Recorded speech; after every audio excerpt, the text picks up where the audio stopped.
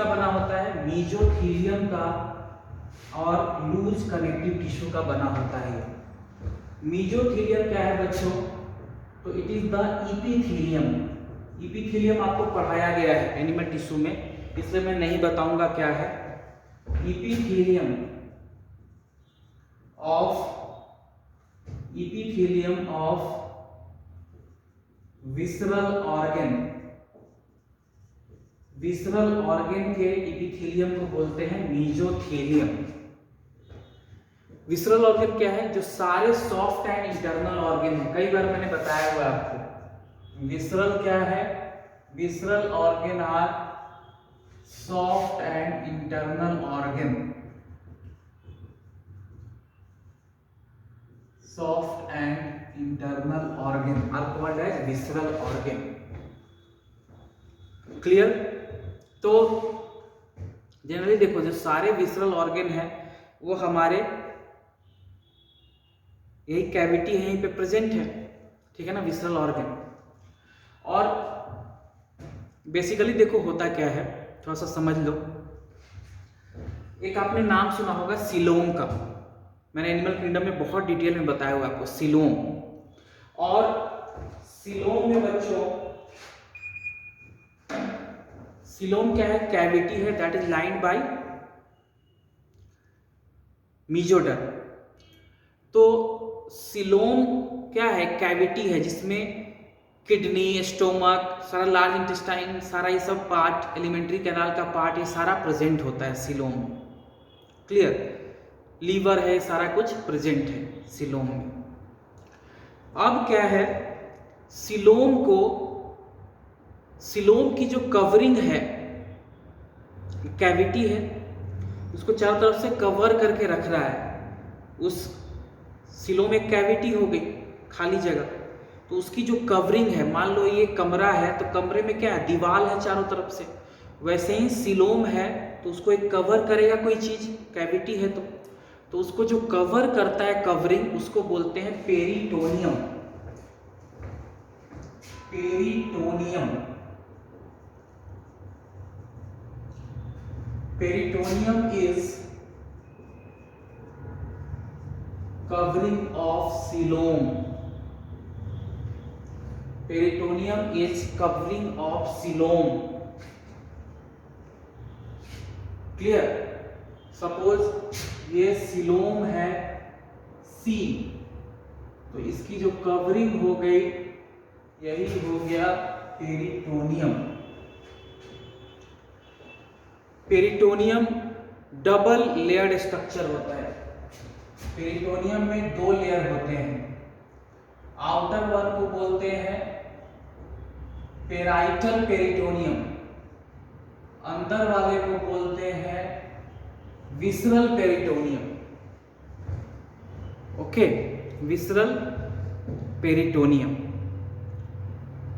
समझ में आ रहा है? सीलोम कैविटी है, और कैविटी है तो उसको कुछ कवर करेगा, तभी तो कैविटी है। कैविटी मतलब स्पेस, तो उसको जो, उसकी जो बाउंड्री है, उसकी जो कवरिंग है, दैट इज कॉल्ड पेरिटोनियम। और पेरिटोनियम डबल लेयर्ड स्ट्रक्चर है, मतलब इसमें दो लेयर होंगी। बाहर वाले को पेराइटल, अंदर वाले को विसरल बोलते हैं। समझ में आ रहा है? और ये जो विसरल वाला, अब क्या है, इस कैविटी में सारे ऑर्गन्स हमारे प्रेजेंट हैं। लीवर हो गया, किडनी हो गया, फिर सारा एलिमेंट्री कैनाल का पार्ट हो गया, मतलब स्टोमक हो गया, लार्ज इंटेस्टाइन हो गया, सारे इसी कैविटी में प्रेजेंट है, सीलोम में। क्लियर? अब सीलोम था, सीलोम की ऐसे ध्यान रखो, ये सारे ऑर्गन है। जो मैं हूं, मेरा जो पेट है, सपोज करो ये विसरल ऑर्गन है और ये कैविटी के अंदर प्रेजेंट है। ये मेरा जो ऊपर वाला पेट आपको दिख रहा है बड़ा सा, ठीक है ना, काफी बाहर निकल गया है। चलो, तो ये पेट जो मेरा है, ये बड़ा सा पेट मेरा, ये सपोज करो कि ये है क्या, कोई भी विसरल ऑर्गन, किडनी हो मान लो, स्टोमक मान लो, कुछ भी मान लो, और ये एक कैविटी के अंदर प्रेजेंट है। तो इस कैविटी की कवरिंग होगी, इस तरह से एक कवरिंग है, इसको बोला पेरिटोनियम। तो ये बाहर वाला जो ये कवरिंग है, इसको बोला पेरिटोनियम। ये कवरिंग डबल लेयर्ड होती है। तो जो यहाँ है वो है पेराइटल, और जो ऑर्गन के साथ चिपक गया, एक ऑर्गन के साथ चिपक के रहता है, बिल्कुल एक ऑर्गन के साथ चिपक के रहता है, उसको बोलते हैं विसरल। समझ में आ रहा है? मतलब सपोज करो मेरा जो ये पेट है ये कोई भी विसरल ऑर्गन है, ये एक कैविटी के अंदर प्रेजेंट है, जहां मैं मार्कर मूव कर रहा हूं दैट इज द कैविटी, यहां से लेकर यहां तक ये कैविटी है। क्लियर? और इसकी डबल लेयर है, मतलब इस तरह से देखो, यहां पे ड्रॉ कर रहा हूं, ये सिलोम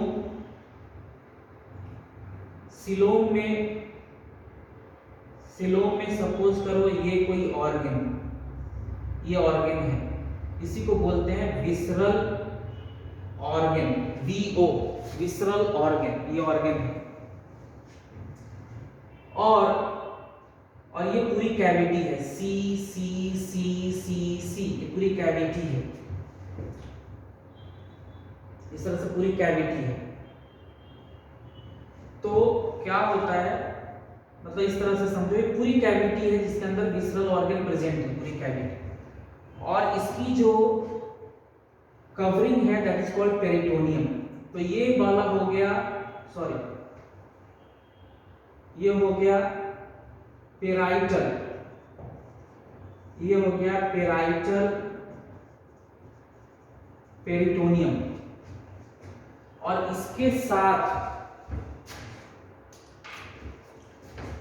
ऑर्गन के साथ एक लेयर अटैच होती है, वो भी पेरिटोनियम का ही है, that is called visceral peritoneum,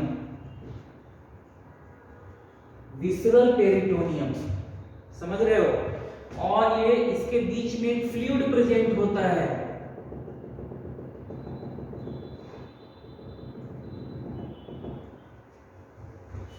यहां पे इन दोनों लेयर के बीच में फ्लूइड प्रेजेंट है, जिसको पेरिटोनियल फ्लूइड भी बोल देते हैं या सिलोमिक फ्लूइड, ये प्रेजेंट है। समझ में आ रहा है? यानी पेरिटोनियम कवरिंग है, उसका डबल लेयर है, बाहर वाला लेयर थोड़ा अलग है, जैसे लंग्स में भी ऐसा ही होता है, रेस्पिरेटरी सिस्टम में भी हम लोग डिस्कस करेंगे, तो वहां भी लंग्स की जो कवरिंग है डबल लेयर है। तो देखो, यानी अंदर वाला जो लेयर है वो अटैच है पेरिटोनियम का, अंदर वाला लेयर किससे? ऑर्गन्स के साथ, विसरल ऑर्गन, वीओ यानी विसरल ऑर्गन, और इसी विसरल पेरिटोनियम को बोलते हैं सिरोसा। सेम, दोनों सेम है, सिरोसा और विसरल पेरिटोनियम सेम थिंग होती है बच्चों। यानी सिरोसा का दूसरा नाम हो गया क्या? Visceral peritoneum. Serosa is also called as visceral peritoneum. और ये पेरिटोनियम किसका बना हुआ है? Mesothelium plus loose connective tissue का। मीजोथेलियम क्या है? इपिथेलियम है विसरल ऑर्गन का, ठीक है ना। यानी विसरल पेरिटोनियम में दो लेयर हो गई, एक लेयर इपिथेलियम की, दूसरा उसी में कनेक्टिव टिश्यू भी अटैच है। नहीं समझ में आए, बार बार 2-3 बार वीडियो देखना, बिल्कुल समझ में आएगा, ठीक है ना।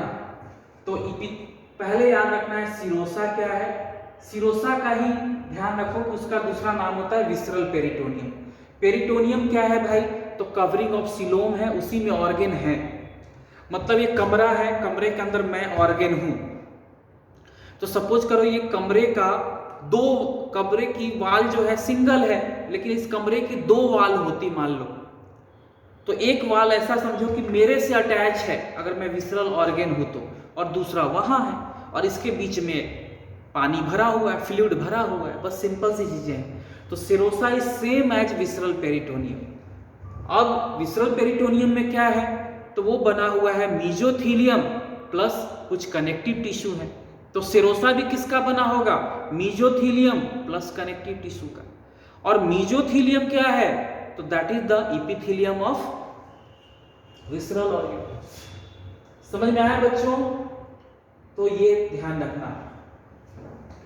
अब देखो, जो ईसोफेगस है हमारा, 4 लेयर्स तो हमने बोल दिया, एनसीईआरटी ये नहीं बता पा रही, लेकिन अगर आपको थोड़ा सा और नॉलेज अपना इनहैंस करना है, आपका कंसेप्ट और अच्छा हो, इसके लिए मैं बता रहा हूं, ये लाइन एनसीईआरटी में मेंशन नहीं है। क्या? जो इसोफेगस है वो सीलोम से बाहर है। इसोफेगस कहाँ है? सीलोम से बाहर है। इसलिए क्या है कि यहाँ के बाद अब सीलोम शुरू हो रहा है और इसोफेगस ऊपर ही खत्म हो जा रहा है, समझ रहे हो?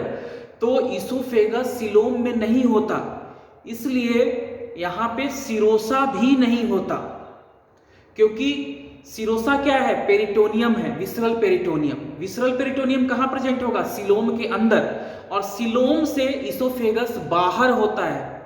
तो यहां एक दूसरी लेयर होती है जिसको बोलते हैं ट्यूनिका एडवेंटिशिया। एक पॉइंट और रिमेंबर करना, serosa is absent in oesophagus. ये एनसीईआरटी नहीं लिख रही ऐसा कुछ। सिरोसा इज एब्सेंट इन, कुछ बुक्स में आपको मिल जाएगा, तो कंफ्यूज मत होना कि सर क्या था, इसलिए मैं बता रहा हूं, एनसीईआरटी में नहीं दिया हुआ। Serosa is absent in oesophagus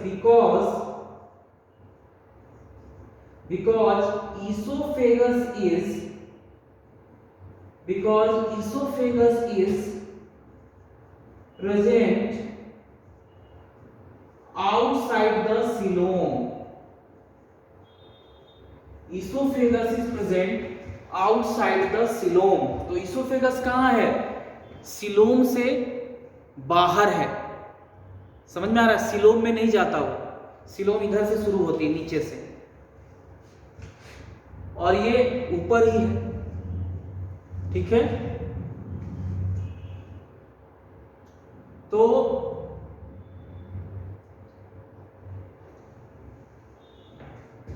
मतलब डायफ्राम तक ही, डायफ्राम के बाद ही नीचे सीलोम है, समझ रहे हो? तो डायफ्राम तक ही रहता है, उसके बाद स्टोमक में खुल जाता है। तो स्टोमक हमारा सीलोम से शुरू है। स्टोमक कहाँ से? स्टोमक सीलोम में है हमारा, उसका लार्ज इंटेस्टाइन, स्मॉल इंटेस्टाइन सारा सीलोम में है, लेकिन मतलब डायफ्राम के जो नीचे वाला पार्ट है दैट इज सीलोम। समझ रहे हो? तो सीलोम नहीं है, सीलोम में ही नहीं है, तो सीलोम में नहीं है तो सिरोसा कहां से होगा? क्योंकि सिरोसा जो है वो विसरल पेरिटोनियम है।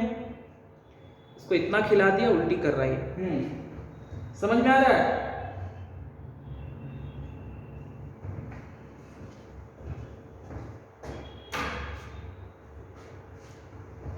समझ रहे हो?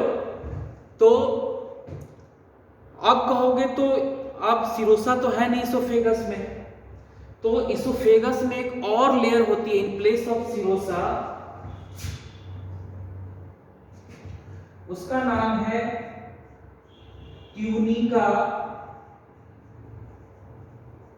एडवेंटिशिया। ट्यूनिका एडवेंटिशिया यहां नीचे लिखा है बच्चों मैंने, ट्यूनिका एडवेंटिशिया। तो कहां लिखूं? यहां लिख देता हूं,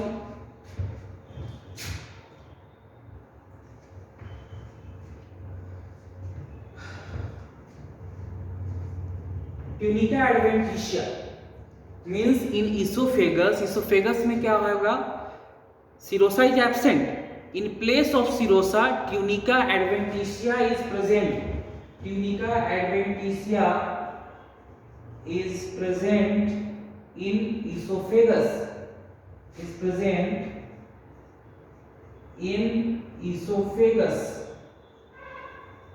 present in esophagus in place of serosa. मैं देख लेता हूं आपको दिख रहा है कि नहीं। या इट इज विजिबल। तो in place of serosa oesophagus में कौन सी लेयर होगी? Tunica adventitia. Tunica adventitia. Clear? इसको जल्दी से नोट करो, फिर मैं रब करूंगा बच्चों, क्योंकि ये मैं लिखा रहने देना चाहता हूं। तो राइट साइड का आप नोट कर लो, उधर का मैं रब करूंगा। क्लियर? उधर का आप नोट कर लीजिए। चलिए अब मैं रब करता हूं।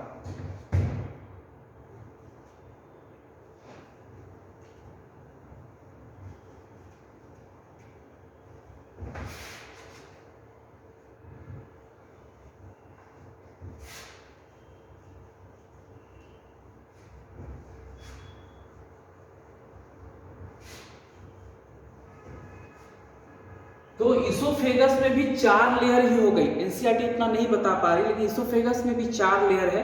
बस इतना याद रखना है कि सिरोसा के जगह पे वहां पे ट्यूनिका एडवेंटिशिया है, सिरोसा एब्सेंट है। सिरोसा एक्चुअली स्टोमक से शुरू हो जाएगा।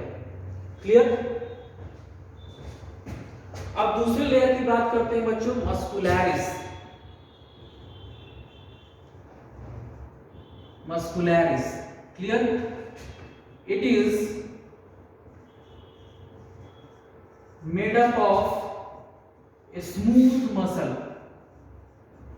It is made up of a smooth muscles.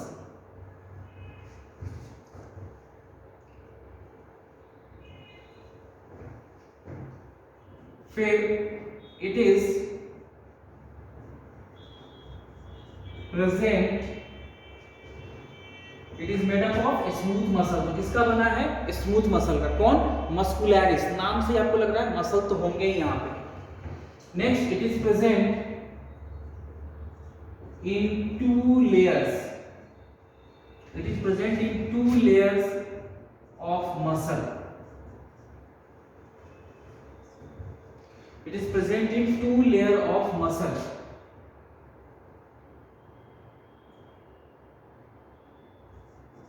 One is longitudinal, one is longitudinal,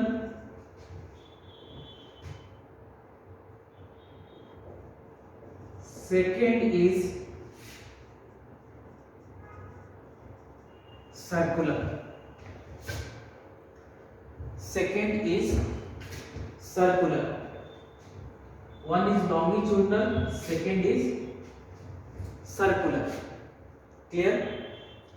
longitudinal कैसा है? आउटर है। सर्कुलर इनर है। कैसे आप रखोगे? दोनों जगह ओ। लॉन्गिट्यूडनल में भी ओ, आउटर में भी ओ, इनर में आई, सर्कुलर में भी आई। तो सर्कुलर कैसा होगा? इनर। क्लियर? ये समझ में आ गया? तो ये दोनों ये बातें हो गई मस्कुलैरिस की। यहां पे मैंने बताया आपको अर्बैक्स प्लेक्सस। ये क्या है? सबसे पहले समझो प्लेक्सस क्या होते हैं। प्लेक्सस क्या है? It is the branching network, मतलब basically it is a nerve plexus. ये क्या है? Auerbach's plexus is a nerve plexus. ऐसे लिख लो ब्रैकेट में, it is nerve plexus. It is nerve plexus. Auerbach's plexus is nerve plexus. Nerve plexus क्या होता है? It is a branching network. It is the branching network of intersecting nerves। मतलब एक nerve यहां आई, ये N1 है, फिर N2 गया, फिर ये N3 है, फिर N4 है। इस तरह से बहुत सारे नर्व, यहाँ पे नर्व पूरा इंटरसेक्ट करके उस पर पूरी अपनी ब्रांचेस बना रही है। इधर इधर ये सारी नर्व्स जा रही हैं। इसी को प्लेक्सस बोलते हैं। जहाँ बहुत सारी नर्व्स आ रही इंटरसेक्ट हो रही हैं, उसका उनका ब्रांचिंग नेटवर्क है बहुत ज़्यादा, उसी को बोलते हैं नर्व प्लेक्सस। मतलब इधर से नर्व आई, इधर से नर्व आई, इधर से नर्व आई, बहुत सारी नर्व इंटरसेक्ट कर रही हैं, उसके बाद उनकी ब्रांचेज हैं। मतलब एक नर्व आई, सपोज इधर से नर्व, इधर से नर्व, इधर से नर्व, यहाँ पे बहुत सारी नर्व आ रही हैं। उसके बाद ये नर्व्स इस तरह से अपनी ब्रांचिंग बनाने लग गई और बहुत सारे ऑर्गन्स को इनकी सप्लाई है इस तरह से। तो इस पूरे चीज को हम क्या बोलते हैं, नर्व प्लेक्सस, जहां बहुत सी सारी नर्व इंटरसेक्ट करती हो और उसके बाद डिफरेंट ऑर्गन्स में उनके ब्रांचेस जा रहे हैं, ठीक है ना। तो इसी को बोलते हैं नर्व प्लेक्सस। और ये है अर्बैक प्लेक्सस। तो अर्बैक प्लेक्सस क्या है, Auerbach plexus is a nerve plexus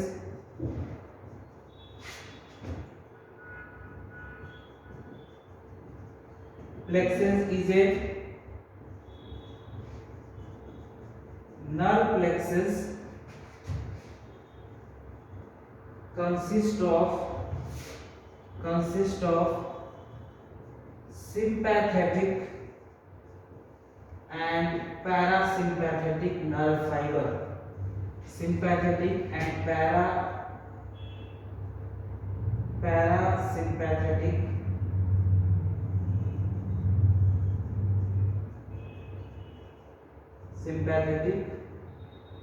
nerve fibers।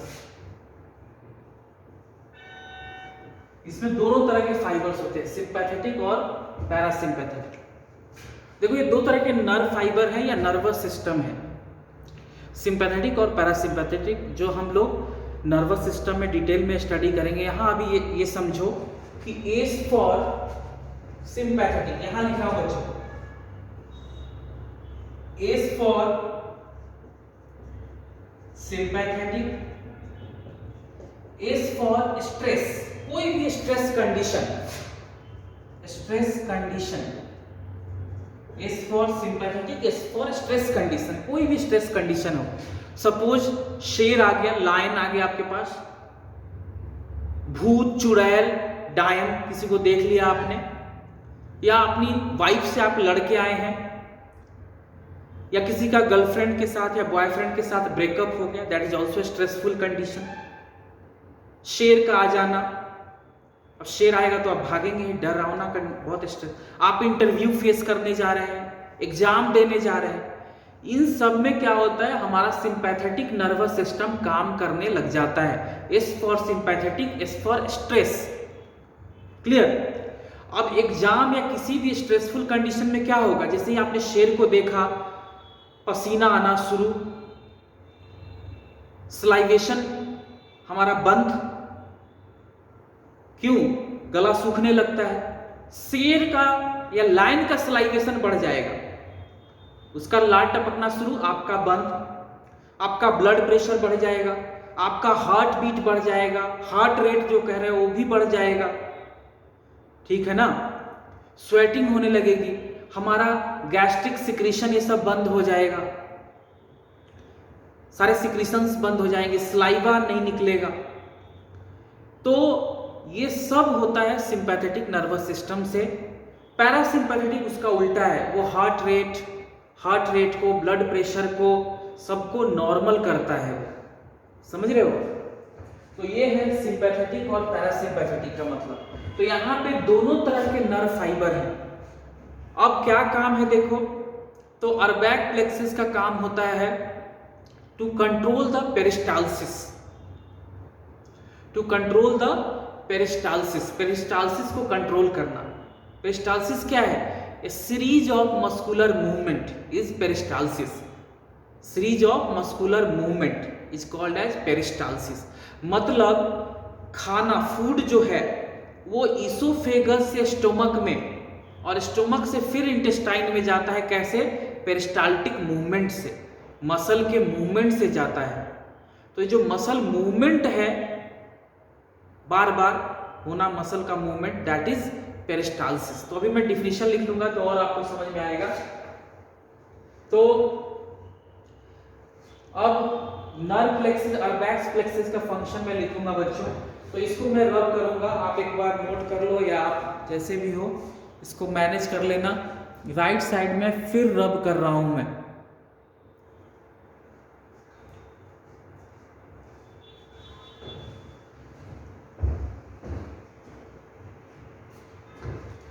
Right side में फिर रब कर रहा हूं बच्चों।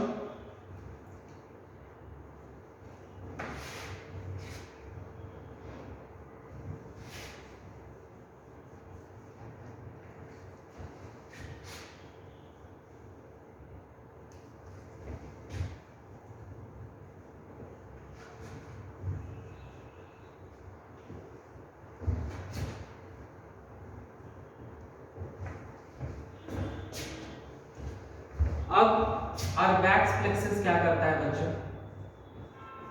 और बैक्स प्लेक्सिस और back plexus control the peristalsis,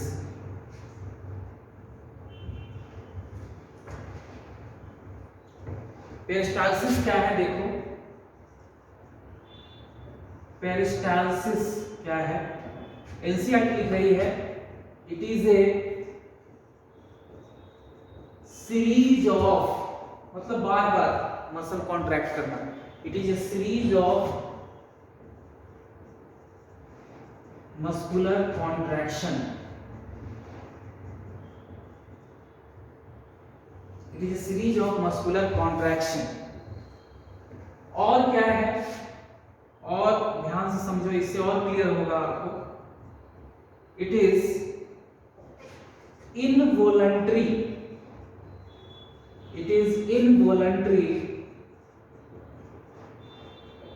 it is involuntary contraction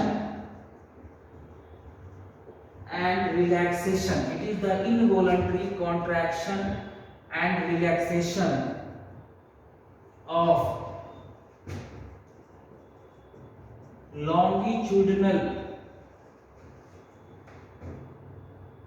and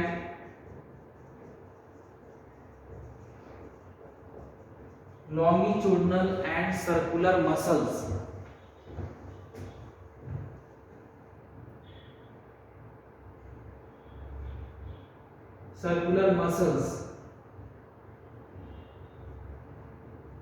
in alimentary canal. देख रहे हो एलिमेंट्री कैनाल में हर जगह लॉन्गिट्यूडनल सर्कुलर मसल है, हर रीजन में।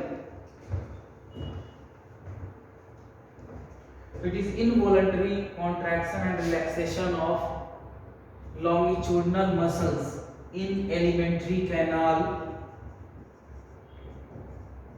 that leads to movement of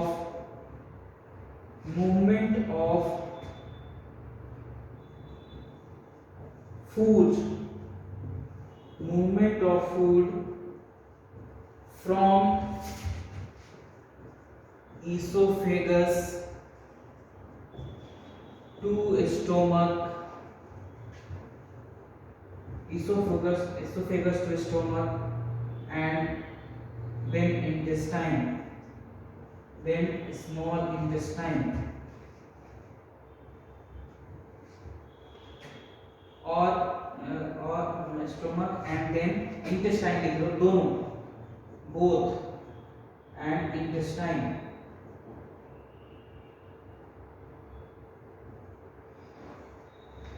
leads to movement of food from esophagus to stomach and then intestine. It is called peristalsis. कैसे होगा देखो, सपोज करो ये इसोफेगस है और इस तरह से स्टोमक आ गया। ध्यान से समझना, यहां पे फूड है,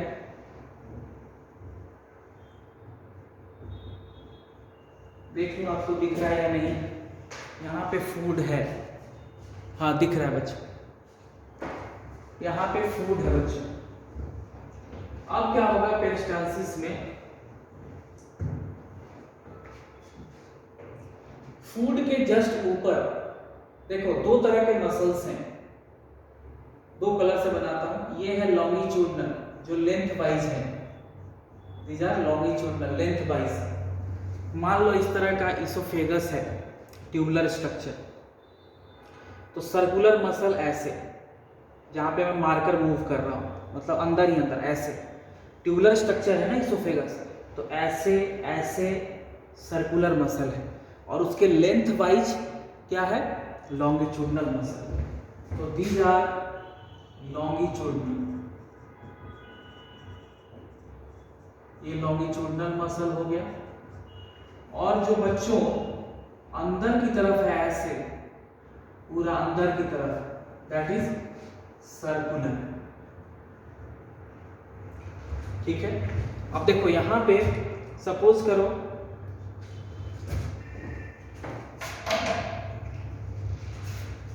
ये फूड है, सपोज ऐसे है फूड, यहाँ पे ये ब्लू कलर का जो ढक्कन है वो है फूड सपोज करो।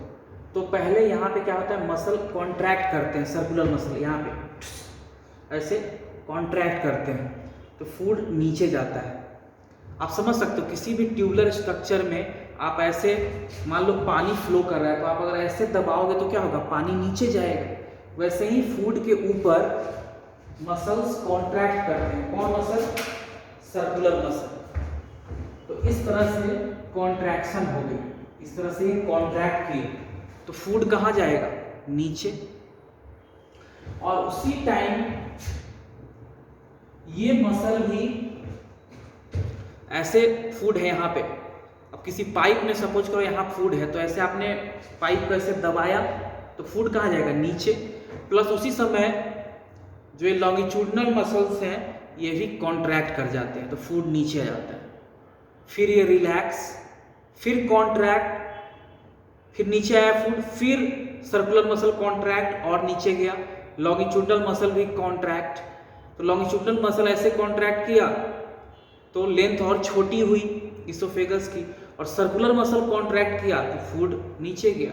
तो इस तरह से कॉन्ट्रैक्शन रिलैक्सेशन, जैसे अर्थवार्म की मूवमेंट होती है, देखो ऐसे अर्थवार्म ऐसे रहता है, contraction relaxation, contraction relaxation, contraction relaxation. तो जैसे अर्थवार्म मूव करता है वैसे ही फूड भी नीचे की तरफ मूव करता जाता है, due to contraction and relaxation of longitudinal and circular muscle. ध्यान से समझना, मतलब फूड यहाँ है, किसी पाइप में मान लो पानी फ्लो कर रहा है, तो आप ऐसे दबाते हो तो पानी कहाँ जाता है, नीचे जाता है, ऐसा नहीं ना कि ऊपर भाग जाता है। तो जैसे ही आप कॉन्ट्रैक्ट करोगे सर्कुलर मसल को, फूड नीचे जाएगा। और जिस समय सर्कुलर मसल कॉन्ट्रैक्ट करते हैं उस समय लॉन्गिट्यूडनल भी कॉन्ट्रैक्ट करता है ऐसे। जब भी मसल कॉन्ट्रैक्ट करेगा उसका साइज छोटा होगा, तो जैसे ही कॉन्ट्रैक्ट किया फूड नीचे, फिर सर्कुलर मसल कॉन्ट्रैक्ट किए और नीचे, फिर कॉन्ट्रैक्ट किए और नीचे, उस समय लॉन्गिट्यूडनल